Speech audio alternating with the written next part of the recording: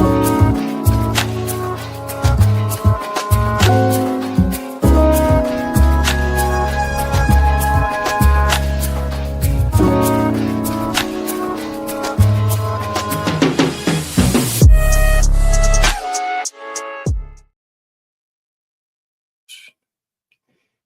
evening.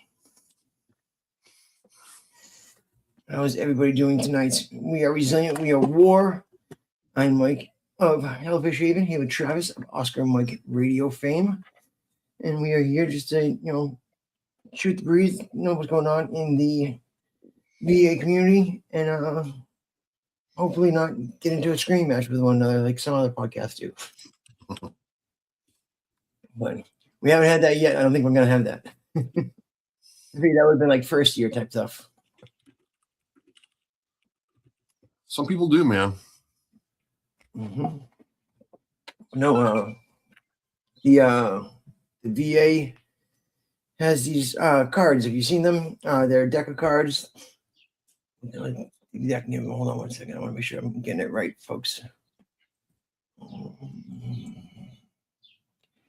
Cards for Connection. Have you seen these yet, Travis?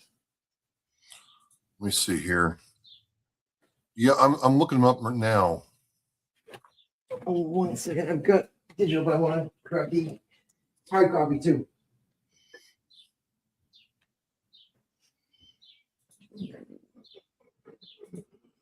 All right. Sorry about that. I've got the hard copy here. And basically, I pull out a card. So I got the 9. It says, I've made it to today. What has helped me get here?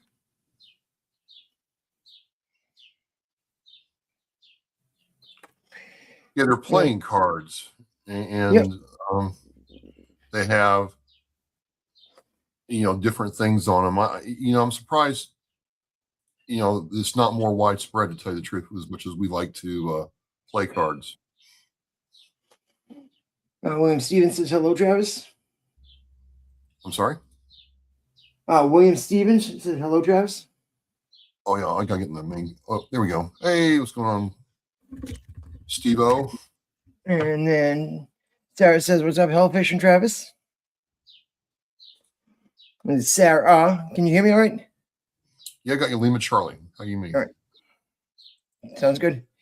So, yeah, the deck of cards, this is one of the things that the folks at the Palo Alto VA Center, when they sent me a bunch of stuff to go up to Vet Fest, they sent 20 of these deck of cards. And I was like, at first I just thought it was, just the VA throwing their emblem on it, wouldn't be too big. And then all of a sudden I started looking through them. And I'm like, wow, this is actually pretty good. And number 6 right here,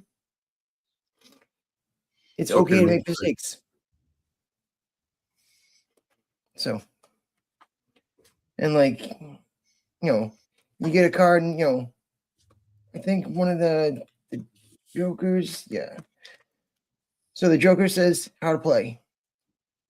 Play a game of cards with somebody, pick one card and think about it, what it means to you. If the card has something you can do, try doing it. If you're having a hard time, look for a card that has made you feel better. A number that you've called, a skill that you've used. It says this deck of playing cards was designed for veterans by a team at the Veterans Health Administration. The project was funded by the Rocky Mountain MIRECC for suicide prevention and the National Center for PTSD. Questions or comments can be mailed to the Rocky Mountain MIRECC at va.gov. We hope that the cards are useful and fun. Thank you for playing with them. And these were the things that went fastest at Vet Fest. When folks had a chance to spin the wheel and they could get sunglasses, they could get, a little wooden spoon fork kit, or they could get the playing cards. Everybody wanted the playing cards. No, man. I mean, because, love it or hate it, man, a card is, everybody understands how cards work. Everybody understands what's going on there. And I think it's, I really think it's sometimes the most simple things that had the most impact. And it does too, you look at it and you're like, You could give these to a guy going on deployment so you can play, in between things. There's always downtime in the military, so it's like you said, it's such a simple, easy thing that, why wouldn't this have been done, before? Right. And, and it looks like they've gone through, a couple iterations of these, but it's just, it's great to see how they're working. And like the, I looked up the research on them, and when they gave them out and they took information from folks after, giving them to them and, and getting calls back and everything, they said that 84% of the vets actually played with the deck. And the the other 16%, either didn't play with it or like, threw it in the, junk drawer or whatever. But like 84% actually took these cards and, used them. So that's such a great, thing to have. Again, I love it. I've always loved it. I think it's, again, I get asked all the time, well, how can we bring veterans together? And I'm like, hey man, free breakfast. Mm-hmm. And you'll get the younger ones if you say, hey, can you bring your kids and your wife with you? And yeah, it's a little bit more money, but you know what? You'll get them all in one place. You can start talking to them then. Absolutely. Nothing fancy, no high tech, low speed, high energy thing. Just, eggs, bacon, sausage, some pancakes, some waffles, and coffee and orange juice. And veterans will come together. Yeah, I love video games. I like playing video games, but there's nothing like getting together with some guys and playing cards. And I'm more likely to look at a card than anything else. I don't know, man. I just think that it's. I keep going back. It's got to be the simple things that provide the most human connection, more than these one-off events or other things going on. Sorry, just realized I love pancakes. And then like for me too, if you give somebody a deck of cards and they can flip through them, I feel like you're gonna reach somebody better than you're gonna, sit somebody through a PowerPoint presentation. If you're gonna go, talk about resilience and you're just gonna sit there and click through a PowerPoint, you're gonna lose people. If you just say, here's a deck of cards, go through them, check them out, see if anything helps, keep what sticks, toss what doesn't, and you've got it all set. You're gonna reach people, I feel, better. And then each of the aces have, the crisis line number. Yep. Camera's going nuts. Hold on. Let me shut that off so it stops doing that every time I show a card. Right, and so you got like that, and then like you've got the number for women's services for female vets to call. You've got a homeless number. You've got phone number for military sexual trauma. It literally covers a lot of the situations that folks are running into, and it's a deck of cards. Nobody's gonna question it. Nobody's gonna say, what are you looking into? If you're in trouble and you're looking for a phone number, nobody's gonna look over your shoulder when you're looking at a deck of cards. So it's just a good thing to have, and it's one of those things that I feel is it's less of a stigma than if you're looking at a pamphlet for military sexual trauma, or you're looking at a pamphlet for PTSD. Looking at a card and going to a website, I feel like will reach more people. What could have hurt? What could have hurt if you didn't? I mean, how do you get the cards though? How does that work? All right, so there is. I'm going to put up the email address. So if you email these folks here at the Rocky Mountain MIRECC, I'm going to throw it in the chat right now. Thank you for asking that.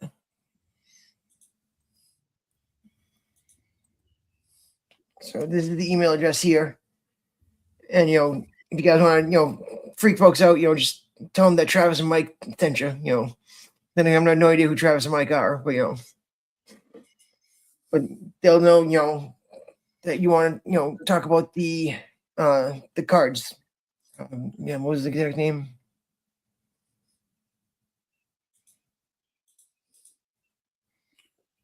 Hang on a second. The cards for connection. Yes. So that's what these are. The VA cards for connection, and like I said, these are just such a great resource to be able to have. And like, I wish when this stuff comes out, like 9 times out of 10, I feel like it just sits in a VA, closet somewhere, and this stuff doesn't get out to the people. They show that during this that the Bedford VA was given a bunch of these during the study, and we all go to the Boston VA, you and I, and it never made it to sit there. How can something be in Bedford, just on the other side of 128, and not make it over to Boston? So that really troubles me that it's not being spread to each location. I got something up on. Huh? Speaking of which, Flynn, Boston. Let's see what side it says. Click so. Also lets them look in a private, a room full of around people. Yep. It does. I know a lot of the websites for folks, whether it's to do with sexual assault, trauma, suicide prevention, any of those things usually have a click here to jump off the page real fast. So that way, if you're dealing with an abuser, or you're dealing, with a situation that you're uncomfortable, speaking with the people you're around, you can click to, it'll send you to a sports page, or it'll send you to, Google, or it'll send you, somewhere else to make it look like you weren't on the page, seeking help. So if folks aren't prepared, to go to a page and are worried about, having somebody see you read it, there's always that button you can click to little escape hatch. Let's see here.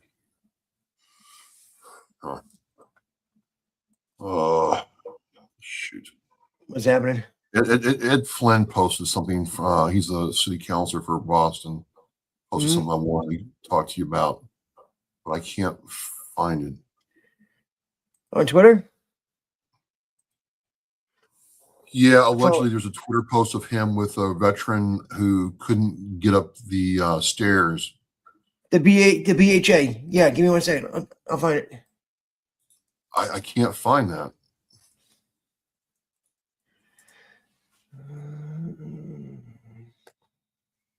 So I've got it right here. What I'm going to do is I'll share screen right now. Thank you, Mikey.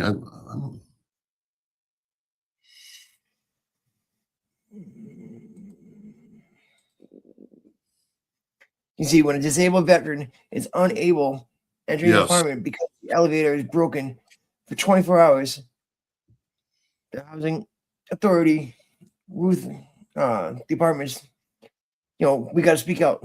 So last night it shows that this veteran here, and this is him speaking here. How long is the speech for? Well, I don't know. In the south end, across the street from Ruth Barclay Apartments, we had another elevator failure yesterday. For about 22 hours, a person in a wheelchair, a disabled veteran, double amputee, wasn't able to get back into his building. He had to sleep last night in South Station. Unacceptable, civil rights violation, disrespectful to veterans, disrespectful to our seniors, persons with disabilities. We can't ignore the injustice any longer at this development or in this city. Thank you. I gotta tell you, man. I mean, I don't know much, but I would think one call to the Boston Veteran Services, Office of Veteran Services, or a couple other places, and there'd be a team of people getting him into his apartment. I mean, am I wrong there? Like, what am I missing that this poor guy had to sleep in South Station, which I haven't had to sleep in South Station, but I've gone through there early getting to Boston Logan for work. Not a comfortable place to sleep when it's hot outside. Not at all. Or when it's cold. because a it's couple of like places in general. the doors open all the time, and whatever weather's outside is that weather inside that place, and it's just it cooks during the day because the sun just sits right on it. There's nothing blocking South Station, and it's wild. There probably is 5 or 6 people around the area that are using it as a shelter. The bathrooms are a mess always. I feel bad if this gentleman had to use that handicap stall because the toilet seat's not even on it. It's just that's not a place where anybody should be sleeping, let alone a disabled vet, double amputee. It's just wild that nobody could get him up, and like I don't know how many flights it would be, but like couldn't like Well, that's the other thing. Like, you get the guys come down there and give him a heave ho. like no one helped this guy out. Why is a disabled veteran like that on not on the first floor? And then you mean to tell me that we couldn't have called the Department of Veteran Services for the city of Boston or somebody else, all those other vet groups in the city of Boston, and gotten this guy in his own place? Yep. I thought we were better than this. I mean, this is the thing that gets me. Like I know we in Massachusetts like to think that we do a lot for veterans, but I see something like this and I'm like, somebody somewhere dropped the ball. Like, I think I gotta tell you, Mike, I think if somebody had called you or I up, we could have gotten like 6 guys to go there to his apartment and get him home and make sure he had, something to eat and, the place is in order. I mean, nobody called about this guy. I mean, are you kidding me? It it defies explanation. I don't know what I'm like. Wow, what a major fail about that. And Ed Flynn was right. Calling him out for this.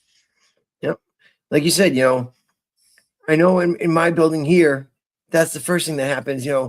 A gentleman, Bob, he's got a situation where he uses a cane. He's got a tough time walking, but he gets his exercise in each day, and he's on the first floor because of that. Like you said, why is this person not in an accessible apartment for their disability? No. I can't believe that they took all this time and didn't, set them up with an apartment on the first floor. Didn't, that he doesn't have somebody to reach out to. Like, this also falls where the VA should have, a social worker or somebody that, that comes in and works with them or talks to them. There should be some sort of home housing aid. Like, all of this doesn't seem to be, it doesn't add up. It doesn't, not a lot more people than just Boston Housing failed him. It was a failure of, the folks in Boston Housing, the failure of, his VA team. There's a lot of people that, have let this vet down, and partially too, depending on his situation, he's also got to reach out to somebody and say something too. I don't know his situation with, having a phone and things like that, but, if he doesn't have a cell phone that he can reach out to somebody too, that's also, a failure that we're not looking out for our people. Yeah, it just yeah.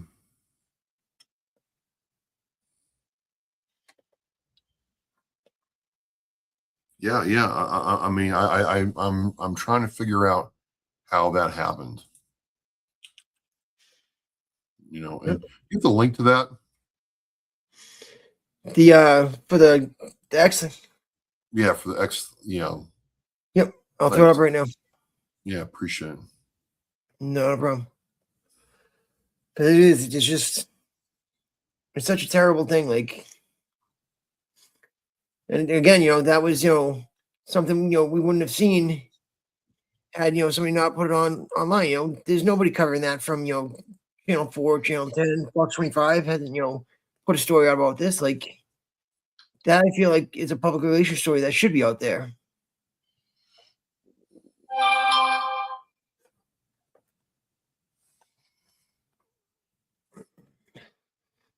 And there's another follow up to it too. So I'm going to share the first one first. You copy that.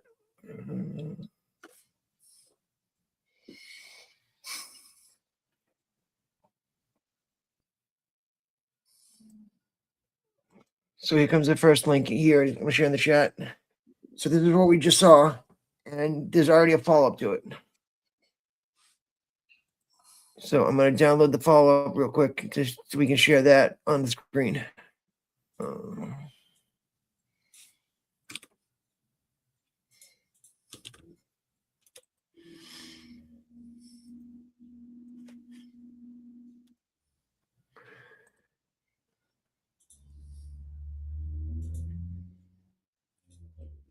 Because Ed Flynn drafted a letter as well. So we'll share the image right now. Media should be overlay, and then file. All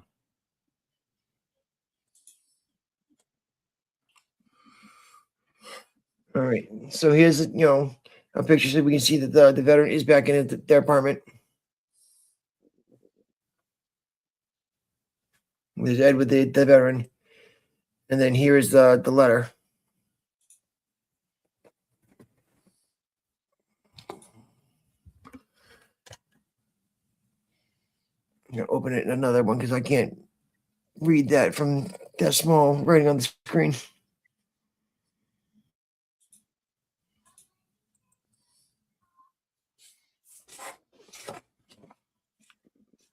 Yeah, I'd like to read the letter. But, Yeah. So, I mean, he said, this is what he's, put out today. And then let me just pop that down. There we go. Like I said, it's wild, that is happening out there. This is, this is our government. This is our people. And, the veteran community isn't that large. There should be no reason to be failing. There should be no reason that, a vet winds up like this. And so that first one is here. Where is the link? So there's the link here for the first article. And then the second one, give me 1 second. I'll throw the link up for that too. The one that we just shared with the pictures is here.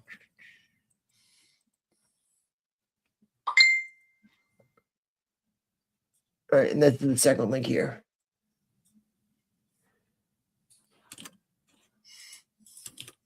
So if you go follow Ed Flynn on his page, here we go. You can see about the fourth one down. An elevator at Boston Housing Authority Ruth Barkley Apartments failed for almost 22 hours yesterday. This morning, I was on site with a resident, a disabled W amputee in a wheelchair, who was not able to get into his apartment to get his medication as a result of the elevator failure.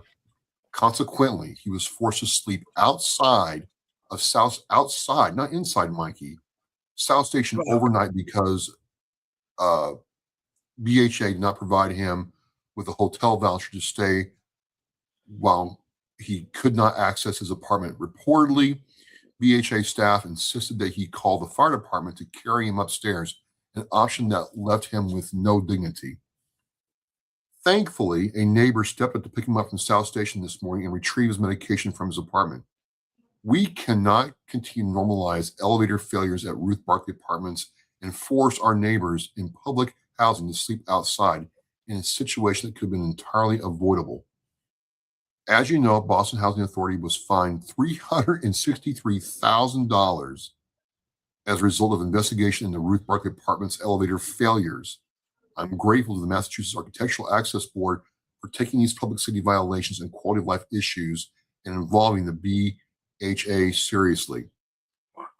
In light of the troubling incident, I'm again respectfully requesting a full investigation into any and all BHA properties with elevators, including Ruth Barkley Apartments. And then he goes on, and I advocated for Boston Housing Authority Elevator City Commission to be established and composed of representatives from BHA Task Force, as well as representatives from BHA leadership, the Boston Fire Department and Inspector Services Department, Disabilities Commission, a city council member, and a representative from the elevator maintenance industry.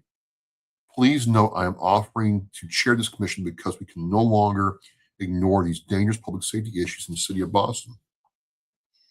So that's, and I knew this, but I didn't realize he was a retired Navy veteran. I mean, he served in OEF and OIF, right? I mean,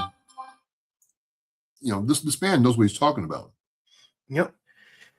He's also, he's done a lot of good work too. He was one of the people when Hellfish Haven first opened up. I was working with the folks out of SCORE. They do mentorship. You work with people that have been, trustees on boards, guys that have opened up multiple locations of their own businesses, entrepreneurs that you can learn from. And I did, that. And these guys that I worked with, one was from Back Bay, and he actually introduced me to Ed Flynn. And, I was able to, talk with him, and we talked about what to do for Hellfish Haven and what would be the best way to reach out to vets to let them know, what we had. And that's the reason I wound up at Brighton Marine initially, was because they had the guys that were across the courtyard where 39 units are for previously homeless vets. So that's why we started out there, was because of Ed Flynn. Well, I'm gonna email him and see if he'll come on my show. I'd like to talk to him about this. Absolutely. But again, I mean, it just I would have expected the Department of Veteran Services to check on this guy. Were they looped in? We have dozens of veterans organizations in Boston. Are they aware of this? How many other veterans are impacted by this? And again, why in the world is this guy living in a place where he has to go upstairs or in an elevator to go home if he's a double amputee? Yep. I mean, he should be first in line for a ground floor unit because, in that condition, he has to take his meds. He has to. Yeah. And it can't be like, it's not like it just happened to him and, he just became disabled and, has this condition. It's a double amputation. This has been his situation for some time. He's been in this housing, situation. He's probably been in, a voucher for it through HUD Bash for some time. This is whoever approved his housing voucher to live where he lives, or to approve his medical condition to be there. Because in the housing authority, you have to they go over and make sure you're going to your appointments and things like that to make sure you're doing okay. And it's just that he's been failed everywhere. Unreal, man. Unreal. And the reason we kind of got off on this tangent a little bit is because we're talking about connecting veterans with cards and stuff, and how can veterans become connected with each other? It's simple things, And then I'm like, well, okay, we're doing that, and it's good, but how does this happen? How does this happen if this poor gentleman, cannot get into his home and get the care he needs? Where are we, trying to take care of him? Yep. So I just want to know, because I think if somebody called you right now, Mike, and said, hey, I've got a veteran in, anywhere in Massachusetts who is trying to get into his place, you'd be on the phone making calls like right now. Mm-hmm. I mean, I also feel that's the fallout of losing these legacy organizations, losing these local legions, losing these VFWs. We don't have that, that hometown connection now to these vets. We don't have a place, right down the street where we could go over and say, hey, I need 10 guys, hop in the back, let's go. Because I mean, a vet wouldn't be ashamed to have another vet help. There is a larger issue of veterans not being, not people losing their elevator access, which, is not a good thing in those buildings. But this in particular, reading about the fact that, hang on a second. Yep. And it's, a neighbor stepped up to pick him up from South Station this morning. So he did have to. He had to sleep. He had to sleep outside, and then this morning, this guy slept outside. Just It's crazy. insane. Like, and I mean, and it went down yesterday. You went from, mid 80s yesterday down to 60. That's a significant drop when you're outside. One of the things that I learned in Iraq was, when it went from, days where it's, 110, 120, and then it gets down to 90, that 90 is a lot colder than you think. When it's doing that big swing from temperature to temperature, it's just, being outside, like, that's just, Dar says here, just, come on, like, seriously, like, bad, like. Just terrible.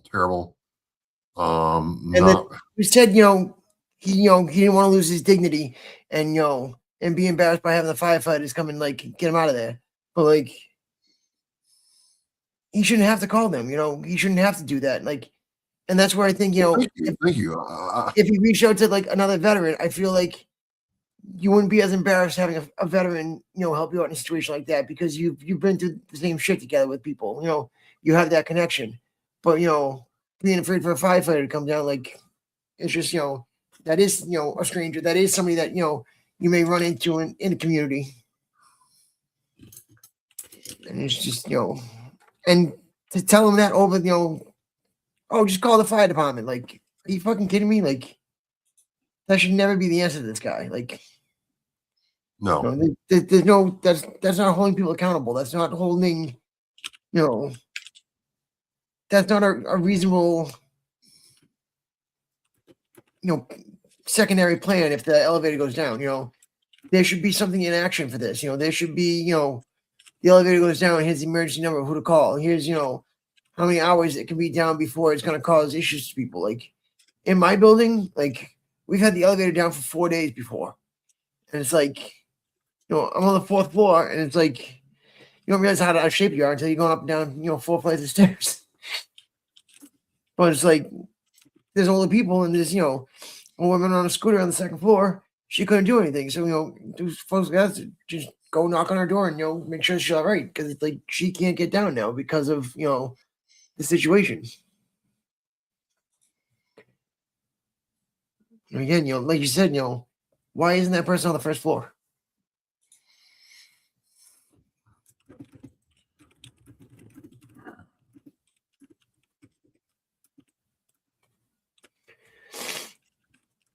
And again, I mean, it's just tough for me because I both know about all the organizations in Boston that's available to help out. You know what's there. And yes, I get the dignity thing. Like he doesn't want the fire department coming down there in the trucks with the lights on. I mean, you're already embarrassed as it is. You just sleep outside, man, and that's no way to be. Can you imagine trying to sleep outside in a wheelchair with no legs? I mean, we're better than this, man. And I just, it is about connection, and I think there's something to be said. Maybe if a local VFW had been called, I don't know. I hope somebody from the Department of Veteran Services for Boston went and checked on this guy. Thank God that, and this is something else. I mean, think about the fact that Ed Flynn is a Navy veteran, and got involved with this. If you're not a veteran, you might not understand what this guy is going through. That he didn't call the fire department or didn't do this or didn't do that. But it seemed like Ed helped him out with some dignity. So I just want to find out more. But also, it's like, hey, we can't allow this to happen. You can't sit there and tell me that Boston leads the way in veterans care, and this happens. And again, for all the money that is given, why aren't these elevators working right? It's crazy. So we're going to see. Very, very interesting. Very, very interesting.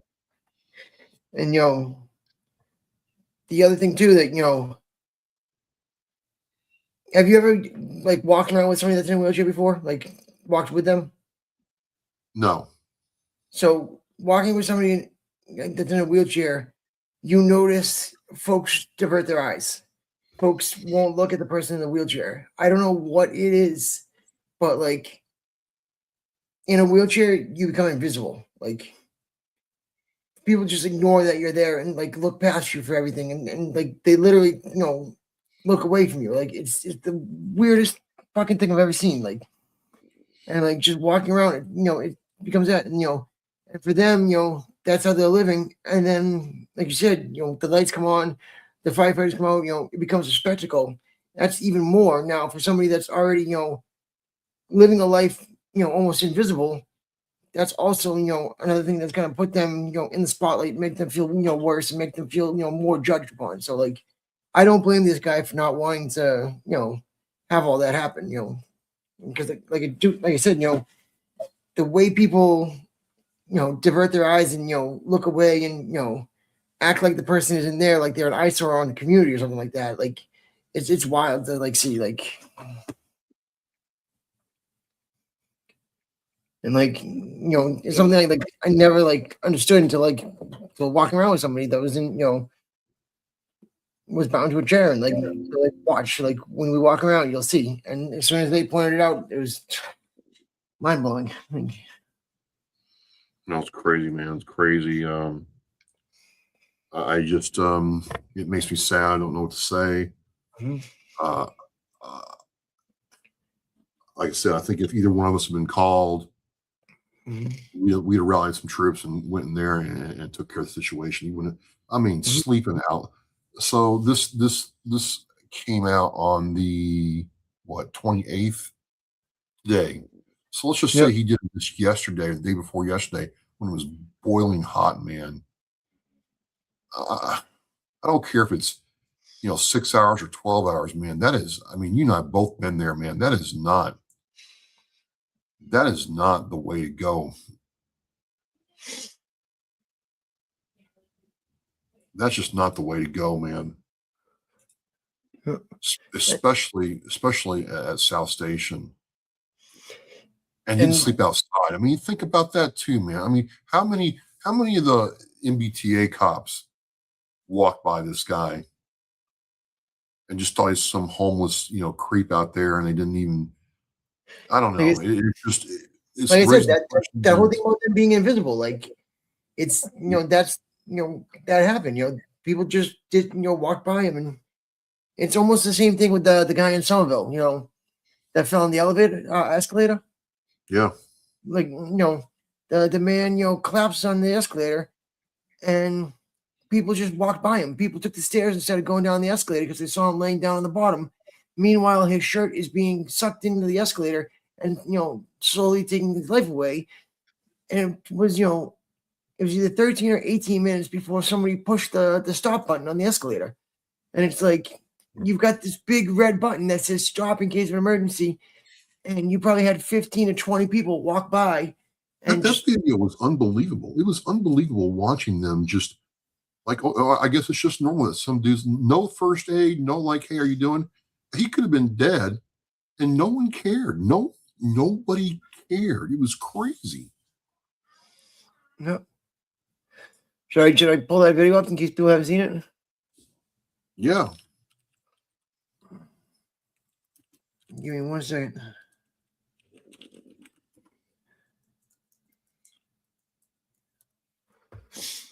Oh, he died. I'm sorry. He flat out died.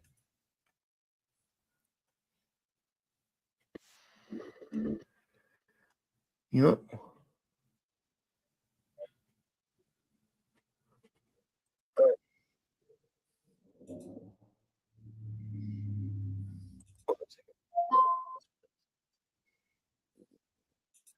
right. So I'm not sure if this is the whole video or not, but and to share screen again. Go to X. You see it? Yep.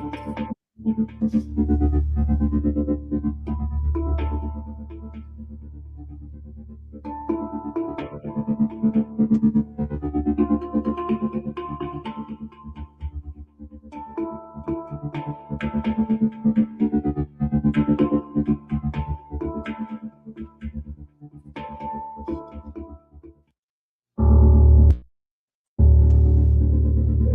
when they showed everybody walking by, I needed to find that one. No, they Hold on a didn't. second. But I mean, there's plenty of videos of showing people walking by. I mean, walking right by him.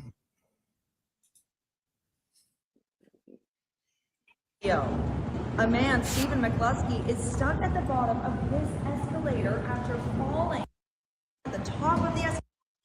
And see the button right there? Like, hold on, there's got to be a. Yeah, we'll do the NBC 10. These are the final moments of the 40-year-old's life. The fact that his death could have been prevented or avoided. Finally alerts. Where was security? Where were the red coats that are supposed to be on all the floors from the time it opens to the time it closes? How does a busy train station and nobody stop? Nobody see him? Nobody It turns stopped. out plenty Dude. of No people one stopped. Stephen that No morning. one cared. Less than a minute after he fell, a passenger spots him from the top of the escalator, and then after taking the stairs, looks like he briefly tries to help Stephen before continuing to the subway gates. You then see Stephen flailing his legs as he tries to free himself. A steady procession line of T-riders follows, with some people briefly staring at the person at the bottom of the moving escalator, others barely You giving can a see on the glance as left-hand they side of the scroll video by. the big A stop larger button. group reverses course on the escalator before gathering around Stephen at the bottom, with one pulling on his legs. Roughly 18 minutes after he fell, a 911 call the NBC 10 investigators obtained finally alerts first responders. He's at the bottom of the down escalator. And is the escalator moving? Yes, he's laid out flat down with his head Is he on the breathing? bottom step. I can't even tell. I saw him when I was getting at the top of the escalator. More than 22 minutes had passed by the time a T worker appears on the screen, walks up and presses the emergency stop button. I don't find that acceptable. That's way too long. Robert Cotton is an escalator expert with 4 decades of Wild. No. 18 minutes before somebody called 911. Unreal, man. Unreal. You know, all those people had cell phones on them. You know, every single one of them, you know, had a chance to do something. But again, like the invisibility with the person in the wheelchair, you know, you've got people that look at, you know, oh, it's just a junkie. Oh, it's just, you know, a drug addict. Oh, it's just, you know, people, you know, it's just, you know, people from mass and cast, you know, they've gotten so dehumanized that this isn't their neighbor. That, you know, they're looking at as just, you know, all this effing scumbag, you know, well, there's just some douchebag on the ground, you know, they're not thinking of it as their neighbor. They're not thinking of it as, you know, a father and a, you know, a brother. Like it's literally just, they did. They just looked at it like, you know, or somebody, you know, asked out on the bottom of the escalator and like, oh. Crazy, man, crazy. And you know, maybe that's what separates us, you know, as veterans is we wouldn't have stopped. We would have tried to render assistance, you know, not knowing what's going on. But, you know, again, just a and the thing is, you're right. It's a human being. Mm-hmm. I think this is what bothers me about, you know, this veterans experience and this man. I mean, both of them, you know, were in a situation where they couldn't help themselves. And, you know, all it would have taken somebody to do was, you know, make a phone call and try to, you know, he's trying to get out of there, you know, help him get his legs out of it, the coat or whatever, and help him out. Call 911 right then, right there, instead of walking by like, hey, nothing, I didn't see anything. Yeah, And but those of literally, you you know, get on the escalator and then roll somebody on the bottom and then go down and like he said, you know, it looked like people are burning their eyes so they don't have to look at them and like. And hey, you know, if not that anybody is, but you know, if you're one of those who walk by and I hope you live with that for a long time. I really do. That mother is right. You know, she lost her son, and maybe you could have saved his life. And you know, and he's a father. You know, literally, you know, the guy's father. Yeah. Emily, you coming in? Oh snap! Well, I gotta get going here in a few minutes, dude. All right. What do we got going tonight? I am talking to Yadi Kano. Emily, come on in. She's worked for the Department of Defense, and she has this whole communication strategy thing that helps out Department of Defense, veterans, other people in leadership communicate more effectively. It was a very interesting conversation. So she's coming up next. She's coming. Awesome. Go ahead. And then Travis. She missed you last week. Hey, how are you doing? She got you this week. Getting Tell me big. Getting big, Mikey. I'm going. I already go to a pool today. All right. All right. Hey, Travis, good luck on your show tonight. Good luck on the show tonight. Okay, Thank you so much. Everybody else has a good night. Okay, bye now. Bye now. All right, thanks, Thank Travis. you. Everybody else, talk to you guys soon. Yep.